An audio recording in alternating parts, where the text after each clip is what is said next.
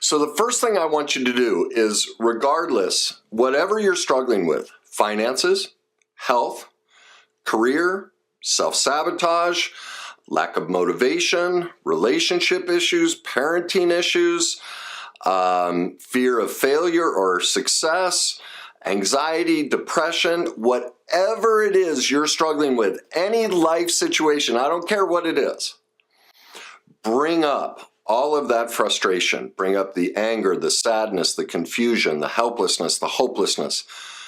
Think about the last time you went to say no to somebody and couldn't say it. The last time you got in a fight with your partner, the financial situation and you can't find a solution to it, your cancer, your lupus, whatever, your COVID, whatever illness you have. Think about the most recent situation, and I'm going to walk you through how to find the solution of what's the source of the problem is. Ask yourself this: what are the feelings I'm feeling? Make a list of them. List them all out. Anger, sadness, frustration, angst, all of it. And then ask yourself, where in my body do I feel it?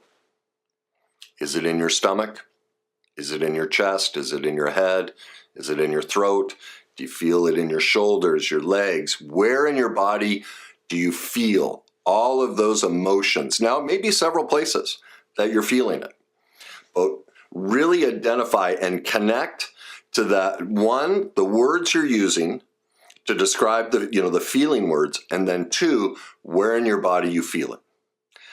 Now, the next question you ask yourself is, what's your first memory of having this exact same feeling? First thing that comes to your mind. Do you see it? Almost with everybody, it's childhood. They may remember something from the week before, and then maybe that's you a week or a couple years before. Then I ask, okay, when's the next one? It'll always result back.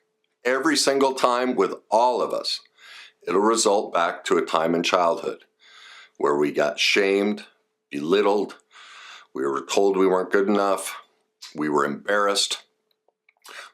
It'd be some sort of situation like that for everybody. That's the source of your illness, your disease, your relationship problem, your financial problem, your lack of motivation, your life purpose, every bit of it. Every single piece of any struggle you ever have in life, you walk yourself through those questions, it'll always tie back to traumatic moments in childhood that have never been healed, and they're replaying themselves. It's called the worst day cycle. It's what I discovered. I can sit with anyone when I do my breakthrough phone calls. I start off, tell me a little bit about yourself as a person. Tell me what you're struggling with. I ask them these questions, and literally in about 12 minutes, less than 15, just depends how much of their story they want to tell.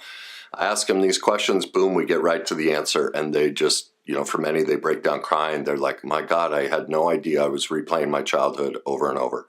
Someone recently went through horrific abandonment. It was always kicked out of the house by his father, by his stepfather, by his mother. Well, he's been in relationship after relationship where the women in his life kick him out. Just keeps reliving it. Didn't understand why. In just a couple minutes, boom, now he sees the source of his problem. And it's the same for you. Health issues, it reminds me of a client I had several years ago. She came to me. She'd just been diagnosed with cancer. I went through the same exercise, and I said, so, when you bring up, all the emotions around cancer, what do you feel? She's like, oh, frustration. Where do you feel that? Right here. What other things in your life are frustrating? And she went on things about her marriage, her work life, kids, all these frustrations. And every time I'd ask her, I go, so where do you feel it? And she kept putting her hand right here, over and over and over and over. And see, when you deal with health issues, people don't like to believe that it's a result of childhood trauma. No, it can't be that. It can't be that. It's the environment. It just happened. And so I asked them that. I asked them to repeat it over and over, 5, 10, 15, 20, 30 times, so that when I finally say, as she kept doing this, I finally asked her, where's your cancer? She broke down in tears right here. All that emotional trauma she'd never dealt with is what caused her cancer. It happens to everybody. As soon as we started healing that, her doctors are like, what are you doing? Your numbers are through the roof. You shouldn't be recovering. We haven't done this much, treatment. How are you getting so better? That's why. It's the same for you. It's everybody. And here's why emotional mastery and why it's different than any program out there and why it gets to the source and why cognitive behavioral therapy doesn't work. Why all the other processes, while they have great aspects to them, and they're all helpful, they are just topical solutions. They'll give you momentary relief, but they don't get to the source of the problem. And that's what sets emotional mastery apart. It deals with the root of the problem. And isn't that what we want? We want to heal the problem and not have it anymore. We don't want to keep repeating it. So here's why. We will, that pain from childhood that none of us want to admit or talk about or deal with, oh, it doesn't matter, it's all in the past, I'm over it. Well, obviously you're not.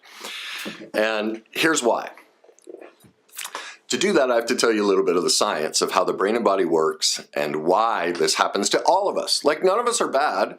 This is a human condition because we've never taught emotional mastery. We keep repeating this. And that's why I do what I do, is I want to break that phenomenon. It doesn't have to be this way. As modern neuroscience shows, we can create neuroplasticity. The brain can change. We can totally alter the human species so that we no longer do this to ourselves. We just need the information, and then we all need to learn it and pass it down to the next generation. And eventually this process that everybody's stuck in will be gone from society. So anyone who pursues this, you're the start of that change in the whole human dynamic of how we process and relive our pain against ourselves. So the first thing to understand the science behind it is how our species works. We have two inherent needs as a species. The first one is attachment. We're the only species that if we don't physically and emotionally attach to another human being, will die. They discovered that, I believe it was Poland.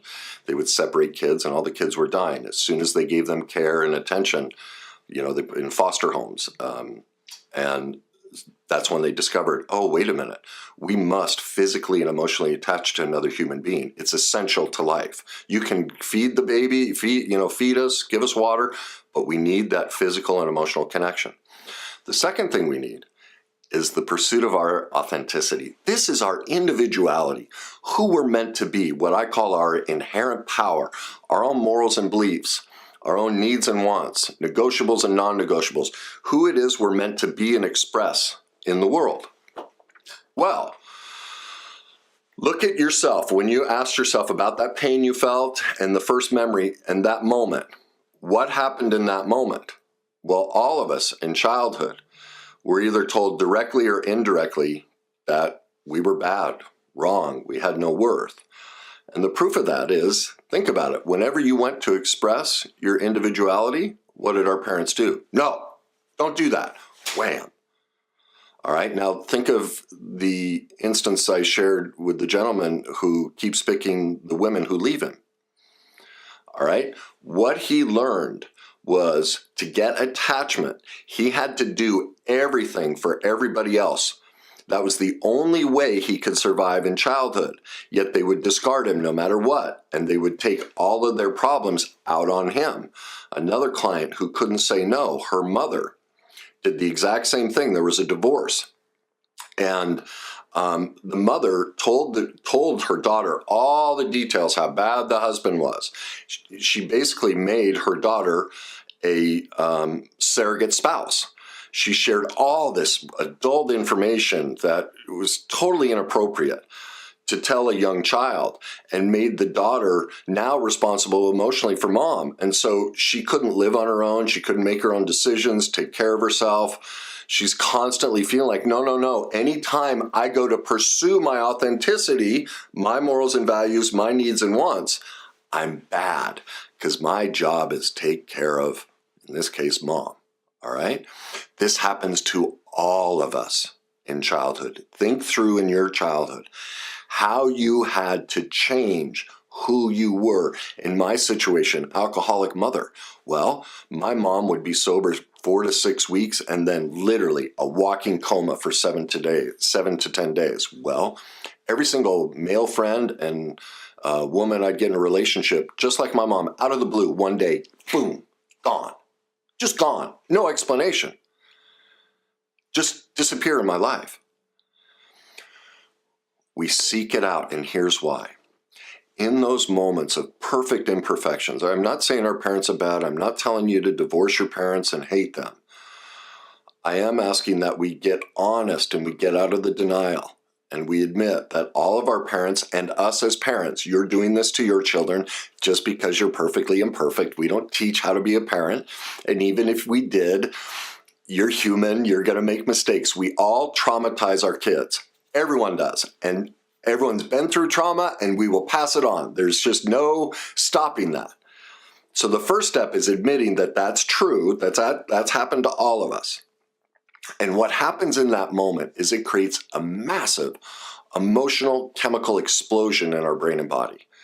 All right, and that creates something called a neural pathway.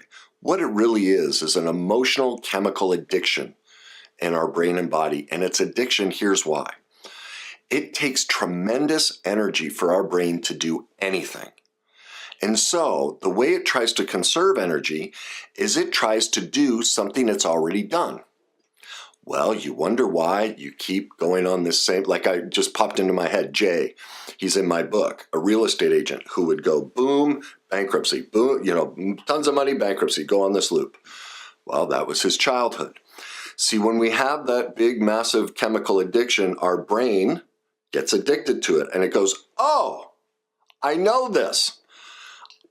It doesn't know right from wrong. It knows known versus unknown. And I had another client this week, or a prospective client, call me. They're going through abuse, and their exact words were, I'm afraid to change because this is comfortable. They're being abused and they don't want to leave, even though they know the answer is they need to leave. But their brain is addicted to the comfort of knowing this emotional chemical addiction of reliving the abuse they went through in childhood and now with the relationship they have. That's why people don't change, because our brain goes, oh, no, let's keep reliving all this pain and trauma because we know it. We're still here, we're alive. See, our brain can't process truth. It just knows this is survival. I've made it. Let's keep doing it. Let's not change a damn thing, because then I don't have to work. I can sleep. And that creates the worst day cycle. What we all do is we repeat that trauma against ourselves. And remember, here's why. Remember what we had to give up? Our authenticity, our inherent power, right? It was taken from us in those traumatic moments. It was squashed, whether it was sexual abuse, emotional abuse, physical abuse, just unkind words, a divorce is abandonment. That's a loss of power. If your parents had an addiction, if they had any health issues, like all of these things contribute to that. And so what happens is in those moments, because we need attachment, we have to sacrifice our inherent power. We have to give ourselves away and drop our authentic pursuit in life. And the way we get that power back is now as an adult, we have the power of choice. We're no longer under our parents, even though almost all my clients and almost most people still can't stand up to their parents. Their parents still run their lives, or they stuff when their parents say something crazy and they're wrong. They know they can't challenge them because they'll lose attachment. And so even if they're 40, 60 years old, they're around their parents and they're losing their authenticity all day long. They can never be their authentic selves. That was the case with me. I could never express my deepest thoughts with my dad. He would never accept them. That happens to all of us. So the way we get our power back, it's a subconscious process, is we then choose to relive these situations against ourselves. As I say to people who call me with relationship problems, I know I could put any man or woman, regardless of what's happening in their relationship, in a room of 20,000 other, say you're a woman, I could put you in a room with 20,000 men. All of them would be gorgeous, proficient, safe, strong, make good money, all of that. And there'd be one, I'd put one in there That's just like the abandonment, the abuse, the imperfect childhood you experienced. And like radar, you'd come out and go, yeah, they're all sexy, they're all great, but there's just something about this one guy. Remember what I said, it's an emotional chemical addiction. And so all attraction is, if you're ever attracted to somebody, literally both people, their brain and body went, oh my God. I get to relive the exact same hopelessness, powerlessness, confusion of my childhood. That's the butterfly feeling. That's all anyone's after, is reliving that trauma against themselves. Now, it doesn't mean it's bad. But if you don't have emotional mastery, if you don't know the skills and tools of why you picked this person, if both people aren't pursuing that together, then yes, that's why the divorce rate is over 50%. Because we destroy each other, we point the finger instead of realizing, oh no, I picked this trauma for the opportunity for me to regain my authenticity. We're just missing emotional mastery to do that. And so we destroy each other. But see, I chose this person, so now I'm in power of it. And everyone will say, oh, I didn't choose them, I didn't know they'd have this. Well, that's not true. I mean, in the case of women, as I say this all the time, the dating dynamic has always been men chase, women say yes or no. You got hit on 5,000 times that year and you said yes to this one. He's not the problem. And men, same goes for you. You're trying to tell me she's the problem? Well, you hit on 20,000 women a year. This is a sign of who you pick. It's not about her. Don't tell me she's the problem. I mean, I'm not denying that she's imperfect and does things that are less than nurturing and less than kind, but you picked it. And that's because of your own unhealed trauma. You are trying to regain the power that you lost in childhood, but you're doing it in a self-destructive manner because you haven't healed the original source of the trauma and created a new emotional chemical addiction that creates a new neural pathway that now creates a new attraction to somebody that won't relive the trauma. That's emotional mastery. That's the process I teach. One, you have to identify what's the pain you're in. Where do you store it in your body? What are the feelings associated? And this is what's fascinating too, like when I do my breakthrough calls. And I'll ask them, so what are the feelings? I'll list it out. And then I won't walk them into it yet. Say, tell me a little bit about childhood. It's uncanny how when they talk about how there was divorce, addiction, whatever it was in childhood, and I'll go, so what was it like? And they, what was it like experiencing all that? And they literally,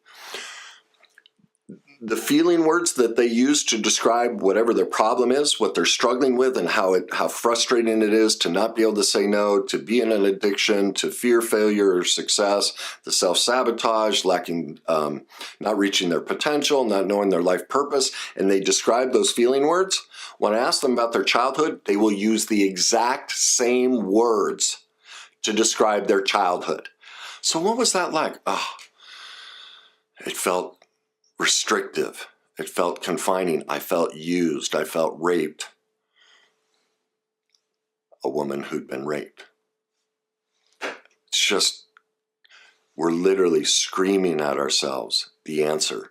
What people don't realize is all language is an attempt for us to share our emotional condition, but we've never been taught how to listen to it. We think it's words, but you can be talking about the weather, and the words you use to describe the weather will tell me about your emotional condition, which tells me about the unhealed trauma from your childhood. It's everybody. None of us are immune from it. We're all in this together. None of us are bad. We're all perfectly imperfect.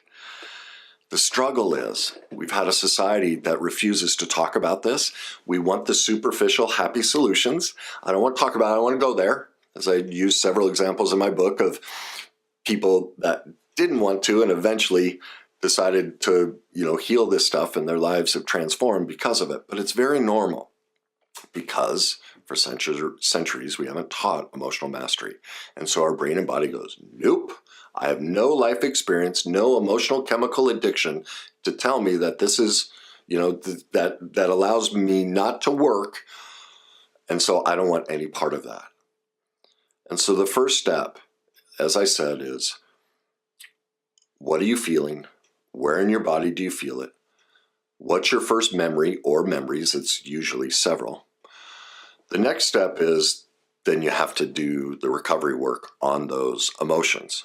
That's grief, sadness, tears, a lot of rage. And most people are like, well, I'm not even angry. I know you're not. And that's the problem. Because what you suffered is unspeakable. And it's awful that that was done to you. Yet you gave away your authenticity so much, and you gave yourself to serve them, to get attachment so much, you don't even feel worthy of anger. It's heartbreaking. Absolutely heartbreaking. And most people are like, oh, I don't even want to go there, because it feels like a betrayal of our parents. Oh, I could never think and feel that way about my parents, because we need that attachment so bad. Yet the thing is, they discover when they do this work, they actually get real attachment. It's not the false where they have to give themselves away. And even if their parents never accept their side of the street, they feel peace. They do. Every single client feels an attachment that's more real, authentic, connected, loving than they ever had before. That's how you get there. Now, the whole process of moving through that and creating the emotional chemical addiction and creating the new one, that's, I have university courses, 12-week courses to teach people to become their own expert. Like, you know, basically my job is to make you, me, for you, your own coach. That's the other problem with all the other processes out there. Like, I did this interview for this great woman. She does this kind of work. She does very good at it. And I asked her, how did she get into this? And she was at a Tony Robbins event, and there was a woman there who was an attorney. And this young woman was becoming an attorney because of her parents. Not because she wanted to, but because of her parents. And this woman talked about, you know, she's in her 60s, and in that moment with Tony, he helped her see, you know, she was finally ready to let it go, to drop the false attachment and the loss of authenticity and stop becoming a lawyer and pursue who she was. And as she sat and watched it, she knew it was her story. You know, she was in her 20s. She's like, that's me. I don't want that. And I said, so what did you think and feel? And she said, you know, I was just amazed, and I was wondering, how did he do that? And that's the problem. He didn't teach her. He didn't teach the audience how to do it for themselves. And now it makes everyone reliant on the teacher for the answer. That's not emotional mastery. That's not helping somebody. That's creating a dependent. While it's helpful, she gained tremendous benefit. Both of them did. You know, the 60-year-old woman left a career and a life that wasn't hers. Like, what a gift he gave her. Please don't misunderstand me. He saved her life. And he sent somebody else on a tremendous path to save their life. But he didn't teach them the process of how to do it for themselves. So I want to recap again. There's a solution to end the confusion, the frustration, the hopelessness, and helplessness. The answer is emotional mastery. And the beginning stages are: 1, ask yourself, what are the feelings? Go onto Google, print off a feelings list, because most people are so detached from their body, they can't even, like when I ask people, what are you feeling? They give me a story. They can't tell me the feeling because they so suppress their authenticity, they can't feel themselves anymore. Okay? And I have to quick pop this in. This is why feelings matter and cognition don't. Our brain formed in three pieces. Intuition first, emotion second, cognition third. Everyone out there is teaching cognition, yet we got here because of intuition and emotion. This is our soul. This is our guidance system. Yet every process is teaching you how to be cognitively aware. Change your thoughts. Waste of time. We intuit and we feel before we ever think. Antonio Damasio proved that. We feel before we think. If you aren't pursuing emotional mastery and you're trying to pursue any process that is just thought-based, you're working on the surface. You will never get to your full potential. It's not possible. The answer is here. And that's what emotional mastery gets you. It gets you out of the cognition, away from all that junk, and gets you reconnected with the source. This is your authenticity, intuition, and emotion. Okay? So the process, once again, what am I feeling? Get a feelings list. Get reconnected to your intuition and your emotion. Where in my body am I feeling this, or places in my body? What's my first memory or memories of having these feelings? Any life situation you come up with, ask those. You will always get a memory of a traumatic event, a less than perfect event from your childhood. That's the source. That's being replayed in this moment, so you could be 55 years old and you're staring at your best friend, your wife, your coworker, your boss, your child, and you're screaming at them just like when you were 6 years old. All that stored rage. You're not an adult in that moment. It's called the adapted wounded child. All of us are stuck in our adapted wounded child. That's all the turmoil you see in the world, is people basically stuck between the ages of about 4 and 10 emotionally. And that's why we have all this discord.